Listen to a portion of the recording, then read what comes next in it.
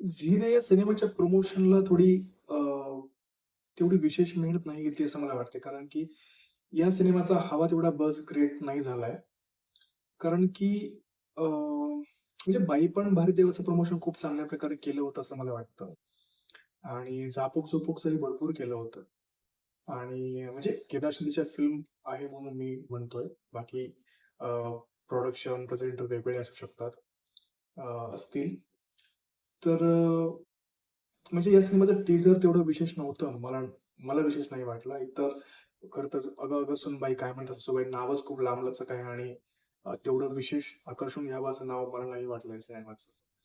अ, दुसरं म्हणाल तर ट्रेलर ठीकच वाटलं होतं. त्यामुळं सिनेमा जाऊन थिएटरला बघावा आणि असं वाटलं नाही मुळात. तशी उत्सुकता मनात निर्माण झाली नाही. त्यामुळं आपसुकच या सिनेमाकडे थोडं लक्ष गेलं नाही. पण एका हिंदी सिनेमाला जाणार होतो आणि सहज या सिनेमाला किती तिकीट्स गेले वगैरे असं बघावं म्हणून सहज बघितलं आणि अ, खरं सांगतोय ते थिएटर हाऊसफुल होतं. अल्मोस्ट हाऊसफुल होतं.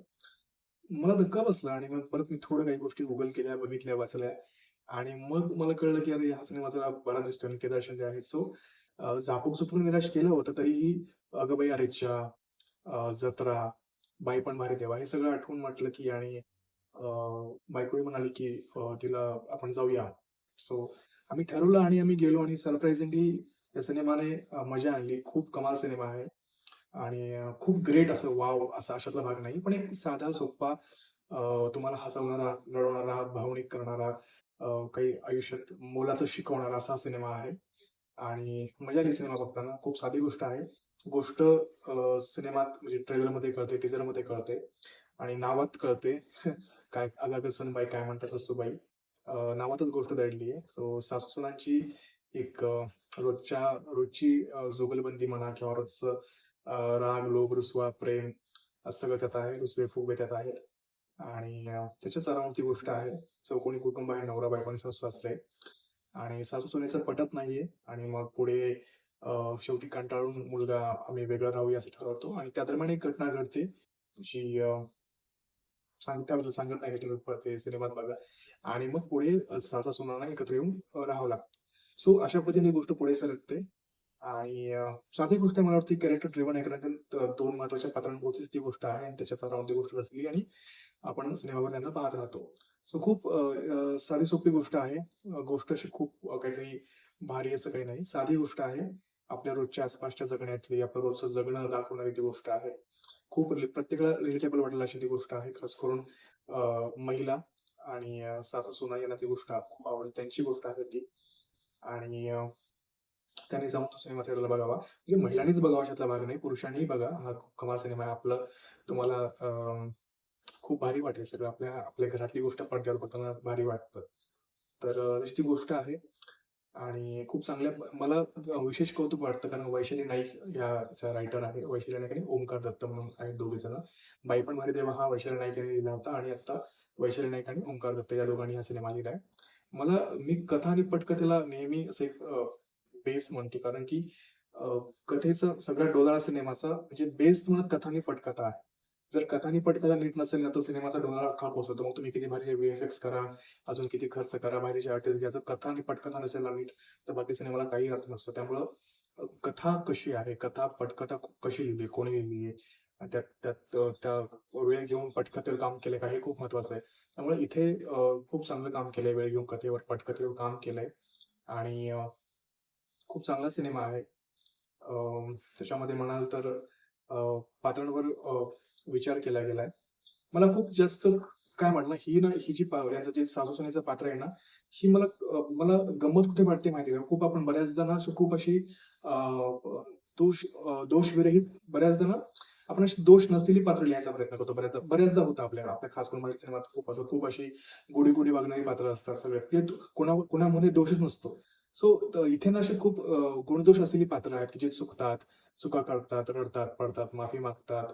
सगळं म्हणजे असं खूप इंटरेस्टिंग तेव्हा ती माणसं खरी-खुरी वाटतात आपल्याला. सो हे खूप चांगल्या पद्धतीने सिनेमात येतं पात्र म्हणून आणि दुसरं म्हणाल तर डायलॉग्स चांगले आहेत, खूप अर्थपूर्ण संवाद आहेत. जसं की ट्रेलरमध्ये पण काही डायलॉग आहेत, की एक बाई जसं की एका यशस्वी पुरुषाच्या मागे स्त्री असते, तसं यशस्वी स्त्रीच्या मागे एखादी स्त्री का असू शकत नाही?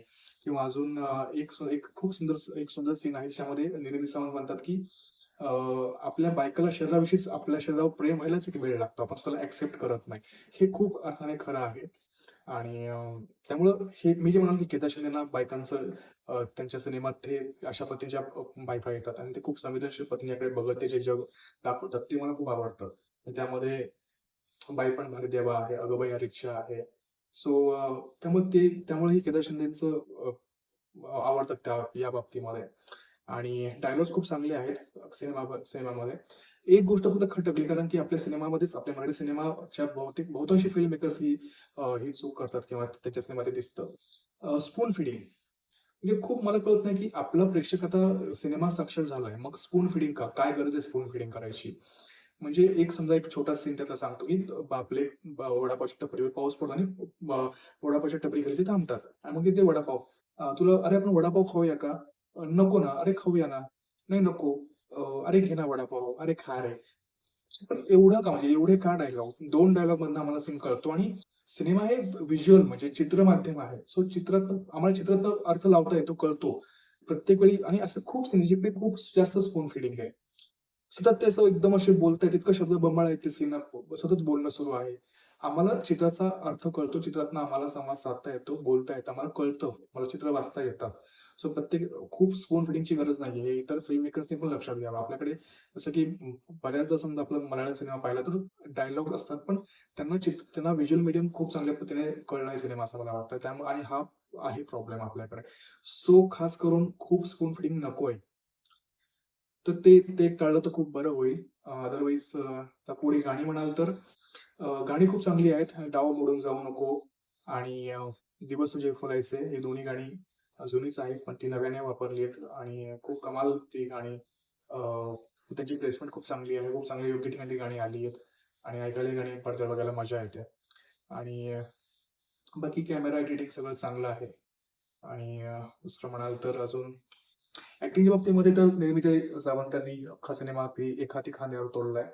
इतकं कमाल काम केलंय, म्हणजे ते अगदी नुसत्या हावभावाने त्या तुम्हाला हसवतात, रडवतात, भावनिक करतात. खूप खूप खूप कमाल काय ब्रिलियंट. आपण आपण मराठी ऍक्टर्स म्हणजे आपल्या रंगभूमीची आपल्याला देण म्हणा किंवा पण इतके इतके कमाल ऍक्टर्स आपल्याकडे आहेत आणि आपण इतके समृद्ध आहोत ऍक्टर्सच्या बाबतीमध्ये, की मला वाटतं अजून आपले डिरेक्टर्स आणि रायटर्सही आहेत, पण रायटर्सना आपण चांगल्या प्रकारे नरिश करत नाही. हा मुद्दा पूर्णपणे वेगळा आहे. त्यावर काहीतरी बोलूया आपण. पण खरं तर ऍक्टर्सला मला वाटतं आपल्याकडे चांगल्या कथा पटकथा मिळत नाहीत. तर त्यामध्ये त्यांचा योग्य वापर केला जात नाही. आता आपण ऍक्टर्सच्या बाबतीमध्ये खूप समृद्ध आहोत, खूप रिच आहोत आपण ऍक्टर्सच्या बाबतीमध्ये. आणि दुसरं म्हणाल तर प्रार्थना बेहरेंनी चांगलं काम केलंय.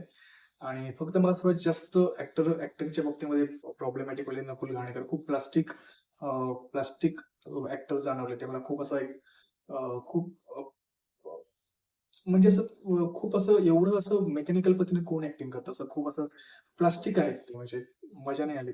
नकुल घाणेकर मला वाटतं मिसफिट मला वाटले पर्सनली. म्हणजे तसे दिसायला छान दिसते ते स्क्रीनवर, पण ऍक्टर म्हणून इज नॉट गुड. बाकी सगळं चांगलं आहे. सहकुटुंब सहपरिवार जाऊन असा बघावासा सिनेमा आहे विकेंडला. हा सिनेमा खूप खूप चांगला ऑप्शन आहे. आणि नवरा बायकोनी जाऊन बघा, सासू सुनानी जाऊन बघा. तुमचं नातं अजून घट्ट होईल एवढं मी नक्की सांगतो. आणि तुझे ते सगळे गैरसमज दूर होतील. तुम्ही अजून जवळ याल. हा, आणि एक महत्वाची गोष्ट जी मला सांगायची इथे, की जी बाई पण भारतीमध्ये पण हा अँगल आहे आणि या सिनेमात सुद्धा आहे. तर त्याच्या बाई पण भारतीमध्ये त्या आपल्या ऍक्ट्रेस वंदना गुप्ते त्या म्हणतात, की मला तू मला आई सुनेनं मला आई म्हणलेलं आवडत नाही, मला मी सासूच बरी आहे. आणि इथे पण सिनेमा डायलॉग आहे, की मला आई नको म्हणून सासू म्हण. सो एक इंटरेस्टिंग आहे, की ते आणि ते खरं आहे. म्हणजे सासू कधीच आई होऊ शकत नाही. बऱ्याचदा ते दिसतं, की मी माझ्या सासूबाईंना आईसारखं वागवेन, पण असं होऊ शकत नाही. काही ठिकाणी हो, चांगली गोष्ट आहे, पण ते खूप मला तर त्यांना ते पिन पॉइंट करून सांगायचं, की बाबांनो तिथे सासूने सासूसारखं असावं आणि ते नातंही तेवढं सुंदर आहे. तिथे तुम्हाला वेगळं काही अजून आईचं लेबल लावायची गरज नाहीये. सो हे खूप इंटरेस्टिंग तिथे मला जाणवलं. आणि सो असा हा सिनेमा आहे, खूप चांगला सिनेमा आहे. जास्त बोलण्यात अर्थ नाहीये. तुम्ही जाऊन बघा सिनेमा, कारण की मजा आणतो हा सिनेमा. आणि कमेंट्स करा, व्हिडिओजना लाईक करा, कमेंट्स करा आणि चॅनलला सबस्क्राईब करायला अजिबात विसरू नका. आपल्याला आपला परिवार वाढवायचा आहे. सो सिनेमा बघा आणि कळवा सिनेमा कसा वाटला ते. Thank you.